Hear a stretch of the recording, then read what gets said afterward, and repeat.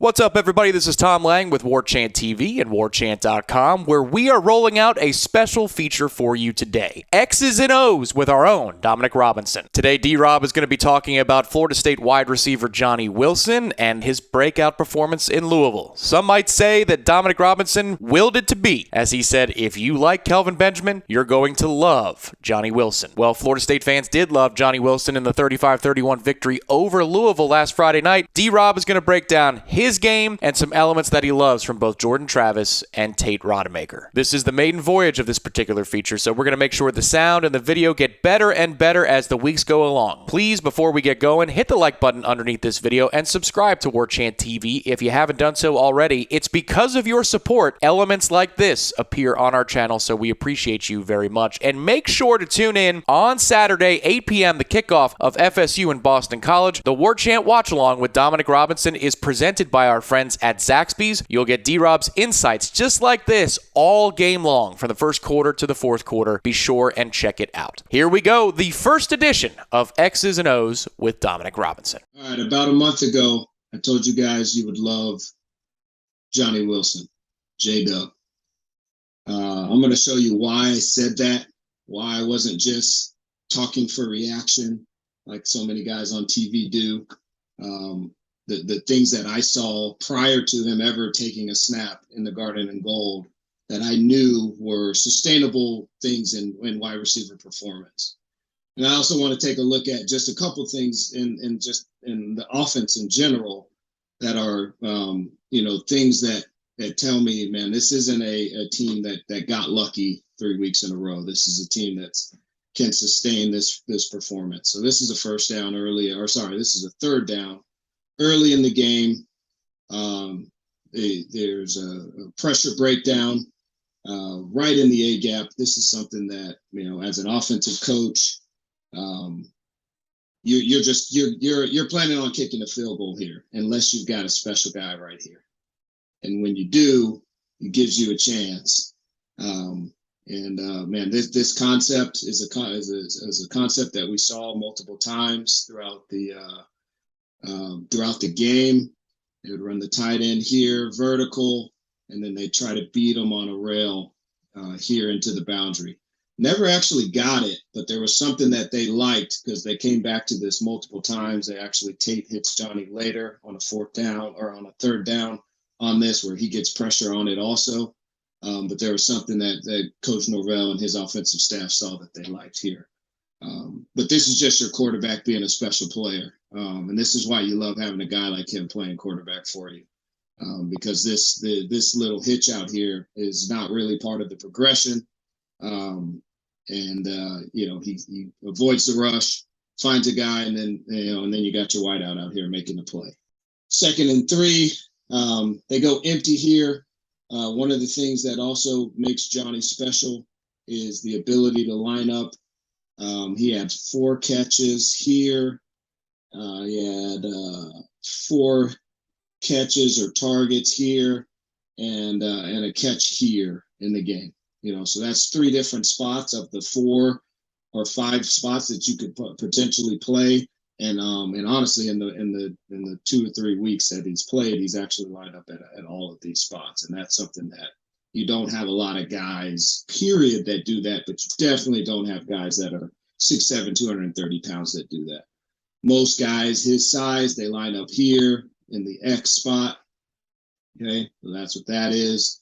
And they're in the boundary with the one-on-ones. Typically, the backside of trips, you have 3 receivers on this side, and they're back here by themselves. They get soloed, and that's, you expect that guy to win his one-on-one battles. But Johnny's a guy that he's just a matchup problem everywhere you go. They knew if they lined up in empty, they were going to get a one-on-one, and they just said, hey, you got to go win this 14. And that's what he does. Runs a good post, steps on toes, get a low ball throw, maybe a little pressure at Jordan Travis's feet, steps on toes, Johnny does, and goes down and makes a play there on a 2nd and 8 early in the game. So this was something that I think Coach was starting to realize was in 12 personnel, okay, 2 backs essentially, You could call it two backs, or you could say it's two tight ends. Whatever you want to call 45 here. But he started to realize he was going to get one-on-one, and they even found a different formation to get to it, a formation that I call Texas, later in the game. But he started to see, I got a one-on-one. Again, you don't usually see a player of his size, catching now screens. But this is a special guy, and one of the things, or probably the number one attribute that he has, is he's just got absolute speed. And so you put him out there, it's an extension of the run game. If they're going to load the box and give you one-on-one, you break one tackle, you get one block, and you could be out the gate there. So 5-yard gain there is actually a bigger play than you think on 1st and 10. Now you're in 2nd and 5, you're on schedule, you got the whole playbook, and got a chance to take a shot here on 2nd down.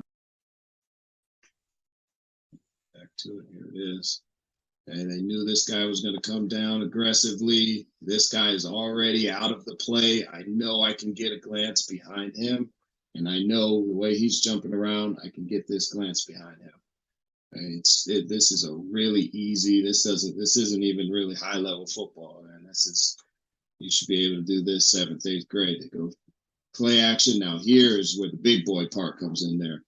Tate standing in there, knowing he's going to get hit. He knows he's not protected because they're showing counter here, and the backside tackles has got to protect his inside. So that outside guy is going to be a free rusher. And right there, he knows he's getting hit, but he also knows he has a one-on-one that if I can just get it out, we're going to win. And I'm really surprised that Johnny didn't break this tackle here, but this is a big-time play. Catch and throw. Really good job. All right, back to that Texas set, and here come the safeties. They're coming down. All right, coming down. And this is great information for you. You know when you call this play, the box is going to be loaded, but I'm taking it in. Like, notice the down and distance here. Okay, it's 1st and 10. Okay, 1st and 10 from the -10. Right, so we don't want to take a sack or anything like that. So you know what? We'll call this the safe play, knowing that later on, if I can show them this, I'll be able to come back to it later. And it's something that these guys do. And even if you look at the route the way that Johnny is running his route here, down here at the bottom, this is the quarterback actually read this and decided to give it. Kind of surprised because that looks like a pool read to me. Probably should have pulled it and through the glance, but it's great information for the guys up in the box. Somebody's going to be telling him now, hey, you got to pull that next time because you got the glance. It's one-on-one, and with that box is loaded, we can't block that guy. All right, there's a guy that we can't account for.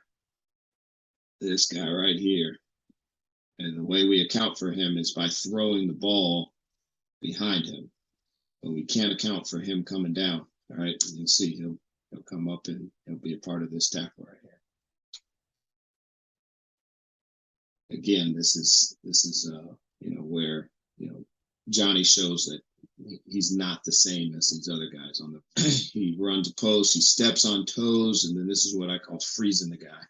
All right, so he gets to a point where that guy's frozen and he could go in any direction. If he wanted to go here on the post or the glance, he's got it. If he wanted to go fade ball here, he's got it. If he wanted to sit down and curl up, he's got it.